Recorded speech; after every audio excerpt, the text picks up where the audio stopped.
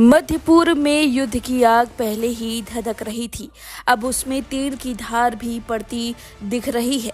इस तनावपूर्ण माहौल के बीच ईरान ने ऐसा फैसला लिया है जिसने पूरी दुनिया की ऊर्जा सुरक्षा पर सवाल खड़े कर दिए हैं।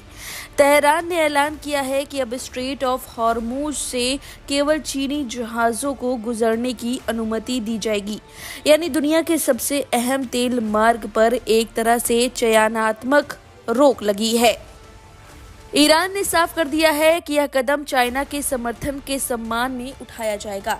युद्ध के दौरान बीजिंग के साथ खड़े रहने के लिए तेहरान ने उसे विश्वसनीय साझेदार बताया है। दूसरी ओर Islamic Revolutionary Guards Corps IRGC के अधिकारियों ने चेतावनी दी है कि पश्चिमी देशों या उनके सहयोगियों के टैंकर यदि इस जल डमरू मध्य से गुजरने की कोशिश करेंगे तो उन्हें रोका जाएगा और जरूरत पड़ी तो निशाना भी बनाया जाएगा। रॉयटर्स की खबर के मुताबिक इस्लामिक रेवोल्यूशनरी गार्ड्स कॉर्प्स के कमांडर इन चीफ के एक सीनियर सलाहकार इब्राहिम जबारी ने सरकारी मीडिया में छपी खबरों में कहा कि स्ट्रेट ऑफ हॉर्मुज बंद है। अगर कोई गुजरने की कोशिश करता है तो रिवॉल्यूशनरी गार्ड्स के हीरो और रेगुलर नेवी उन जहाजों को आग लगा देंगे। यह फैसला सिर्फ कूटनीतिक संदेश नहीं बल्कि आर्थिक झटका भी है। दुनिया की करीब 20% से ज्यादा कच्चे तेल की सप्लाई इसी सकरे समुद्री रास्ते से गुजरती है। भारत जैसे देशों के लिए चिंता की बात है क्योंकि उसकी बड़ी तेल जरूरतें खाड़ी देशों से इसी मार्ग के जरिए पूरी होती है। अगर यह रास्ता बाधित होता है तो वैश्विक तेल कीमतों में उछाल तय माना जा सकता है। इससे पहले IRGC ने दावा किया था कि हॉर्मुज जल डमरू मध्य पर उसका पूर्ण नियंत्रण है। ईरानी समाचार एजेंसी फार्स के मुताबिक IRGC नौसेना के अधिकारी ने बयान दिया है कि यह रणनीति समुद्री मार्ग पूरी तरह इस्लामिक गणराज्य की निगरानी और नियंत्रण में है। ऐसे समय में जब क्षेत्र पहले ही अमेरिका, इजराइल और ईरान के टकराव से सुलग रहा है, यह दावा और भी ज्यादा संवेदनशील हो जाता है। उधर डोनाल्ड ट्रंप ने भी जवाबी संकेत दिए हैं। ट्रंप ने कहा कि जरूरत पड़ने पर यूनाइटेड स्टेट नेवी को क्षेत्र में तैनात किया जाएगा ताकि जहाजों की सुरक्षा सुनिश्चित की जा सके। उन्होंने यह भी घोषणा की है अमेरिकी सरकार जहाज रानी कंपनियों को उचित कीमत पर जोखिम बीमा उपलब्ध कराएगी ताकि ऊर्जा आपूर्ति बाधित न हो। ट्रंप ने सोशल मीडिया पर दावा किया कि अमेरिका वैश्विक ऊर्जा सप्लाई को सुरक्षित रखने के लिए प्रतिबद्ध है, लेकिन विशेषज्ञों का मानना है कि केवल आश्वासन से बाजार की घबराहट खत्म नहीं होती।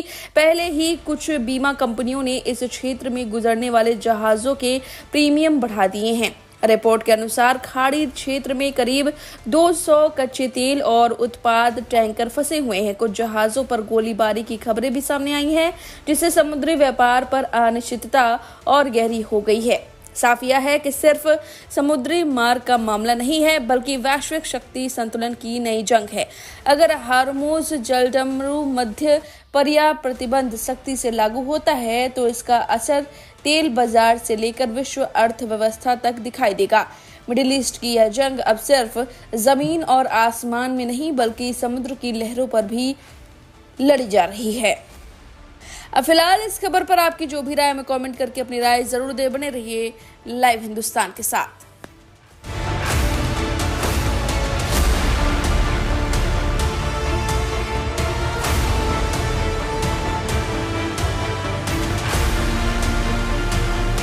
मिडिल ईस्ट में जारी टकराव अब और खतरनाक मोड़ लेता दिखाई दे रहा है।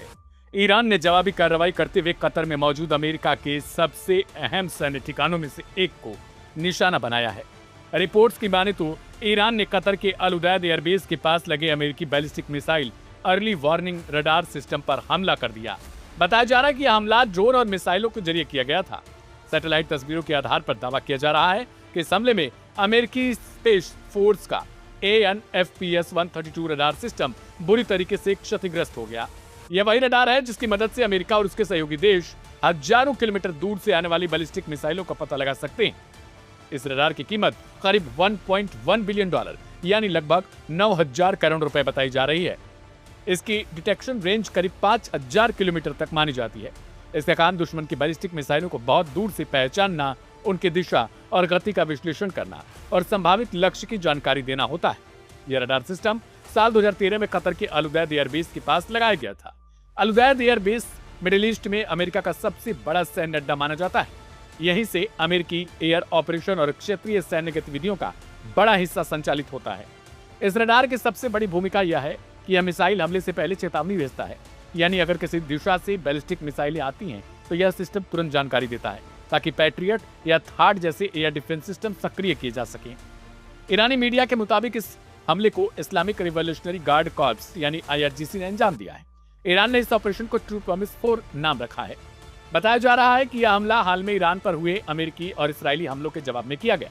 ईरान ने इस ऑपरेशन में बैलिस्टिक मिसाइल और ड्रोन दोनों का इस्तेमाल किया था। हालांकि कतर के रक्षा मंत्रालय का कहना है कि ज्यादातर मिसाइल और ड्रोन को एयर डिफेंस सिस्टम ने रास्ते में ही रोक लिया था, लेकिन कुछ मिसाइल और ड्रोन अल उदैद एयरबेस के आसपास गिरे। कुछ रिपोर्ट्स में यह भी कहा गया कि एक ड्रोन सीधे रडार साइट से टकराया, जिससे सिस्टम को भारी नुकसान पहुंच गया। ईरानी मीडिया का दावा है कि रडार पूरी तरह नष्ट हो चुका है। हालांकि अमेरिका और कतर की ओर से अभी तक कुछ इस नुकसान की पूरी आधिकारिक पुष्टि भी नहीं की गई। कतर ने यह जरूर माना है कि हमले में कुछ नुकसान हुआ है और कम से कम 8 लोग घायल हुए हैं।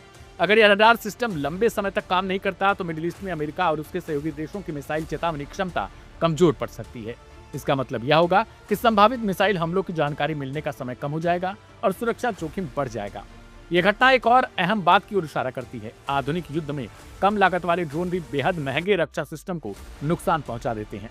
विशेषज्ञों का मानना है कि अगर यह रडार लंबे समय तक बंद रहता है तो अमेरिका को अपनी मिसाइल डिफेंस रणनीति को फिर से मजबूत करना पड़ेगा। साथ ही इस हमले के बाद मिडिल ईस्ट में तनाव और बढ़ने की आशंका जताई जा रही है, क्योंकि यह हमला सीधे तौर पर अमेरिका की एक अहम सैन्य क्षमता को निशाना बना चुका है। देखना दिलचस्प होगा, ईरान की तरफ से जब इतने भयंकर हमले किए जा रहे हैं तो फिर क्या आगे कुछ और कर पाएगा अमेरिका, क्योंकि उसका एक अहम सैन्य ठिकाना निशाने पर आ चुका है।